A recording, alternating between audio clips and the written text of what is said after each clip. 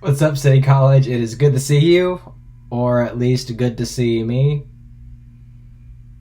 Last week, Riley talked about doubting religion as the one true way to happiness. And this week, I'd like to expand on that by pondering the question, how do we trust God and remain faithful in a religion as the one path to happiness?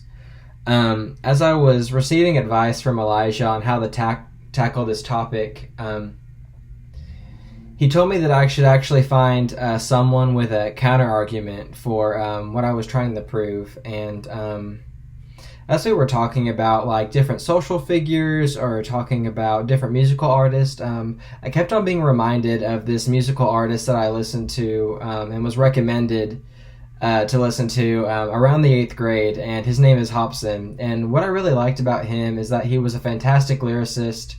Just his writing was beautiful, well thought out, really clever, and he actually, for a rapper, he kind of condemned the lifestyle that everyone expected him to live. He would stand up against illegal drugs, alcohol abuse, hookup culture, and greed, and I earned a lot of respect from him, especially when I started listening more and more to his music and found out that he actually professed to be a Christian and would speak out for Christianity and have Christian messages in his songs. I was becoming a really big fan until I heard one song of his that actually turned everything around for me, actually stopped me from listening to him, period. He wrote a song that essentially said, I believe God is real, but I'd rather go to hell than worship him. And I was just kind of shaken. Never had my faith had been so challenged before, and it was really scary and intimidating for me. And honestly, I kind of vowed that moment to never listen to him again, or especially that song again.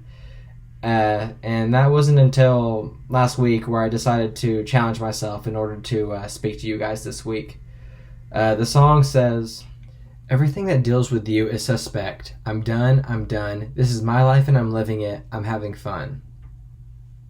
If you really care for me, prove that I need to live carefully, but I'll be damned if I put my pleasure aside for an afterlife that isn't even guaranteed. We're you and you're us. Stop playing games. My life's all I got, and heaven is all in my brain. And when I feel I am in hell, my ideas are what get me through pain. Do as you please, and I'll just do me. I'm a human, I'll stay in my lane. It's us. Find power, live life, mind power. It's us. Find power, live life, mind power.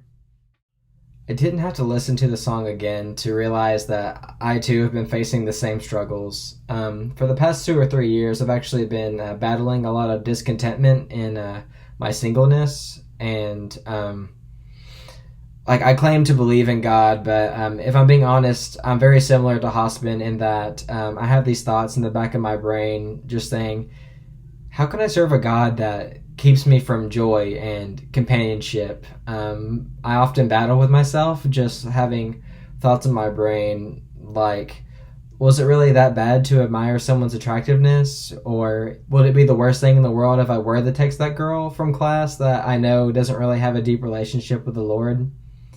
And this, of course, leads me to questioning God directly, asking scary questions like, does God suppress good things I want for myself? Do we obey God just for the sake of obedience alone? And despite all this, I have kept on reading scripture and actually found a lot of hope in Hebrews 11. These all died in faith, although they had not received the things that were promised, but they saw them from a distance, greeted them, and confessed that they were foreigners and temporary residents on the earth. Now, those who say such things make it clear that they are seeking a homeland. If they were thinking about where they came from, they would have an opportunity to return. But they now desire a better place, a heavenly one. Therefore, God is not ashamed to be called their God, for he has prepared a city for them. By faith, Abraham, when he was tested, offered up his son, Isaac. He received the promises, and yet he was offering his one and only son. By faith, Moses, when he had grown up, refused to be called the son of Pharaoh's daughter, and chose to suffer with the people of God rather than enjoy the fleeting pleasures of sin. for he considered reproach for the sake of Christ to be greater wealth than the treasures of Egypt, since he was looking ahead to the reward. By faith, he left Egypt behind, not being afraid of the king's anger, for Moses persevered as one who sees him who is invisible. All these were approved through their faith, but they did not receive what was promised, since God had provided something better for us, so that they would not be made perfect without us. In the passage, we actually learn about a lot of historical figures in the Bible who were challenged by their faith. First of all, we have Abraham, who had an infertile wife, and God promised them that they would bear a child, but after decades and decades of patiently waiting, and once the child was born, God tested Abraham's faith even further by asking him to actually offer up Isaac as a sacrifice. And then we have Moses, who did lead the Israelites out of Egypt, but he didn't live to see the day that they made it to the land that God had promised for them. So, looking back at all this, do we just serve a God that is just full of empty promises? Absolutely not. God had already fulfilled his promise to Abraham, Moses, you, me, and the people of Israel by having a place for us with him in heaven, which is better than anything that we can ask for or imagine. You see, time and time again in Scripture, God fulfills his word. God will never turn back on a promise that he has already made. He did the same thing with Abraham. He did not allow Abraham to sacrifice his son Isaac. He actually spared him and allowed him to live a full and happy life. And then we had Moses, who didn't lead the Israelites into the promised land, but they still made it even though Moses wasn't there to see it. 2 Corinthians 4:16-18 reads, "Therefore we do not give up. Even though our outer person is being destroyed, our inner person is being renewed day by day. For our momentary light affliction is producing for us an absolutely incomparable, eternal weight of glory. So we do not focus on what is seen, but on what is unseen. For what is seen is temporary, but what is unseen is eternal."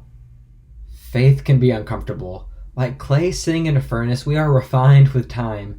And though it might sting, we can trust we are being made into something beautiful. Even though I do face feelings of loneliness and surrender, I can rest assured that a relationship with Jesus is better.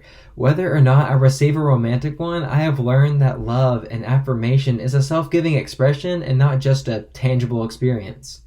I can trust God even when I don't get my way because God's way is the best way. I was once told it's not what I accomplish in the daylight that makes me who I am, but what I am pursuing in the humble, unseen moments. I pursue God because of the character, wisdom, peace, and purpose of the person he is molding me to be, and the grace that I receive in the moments I fall short.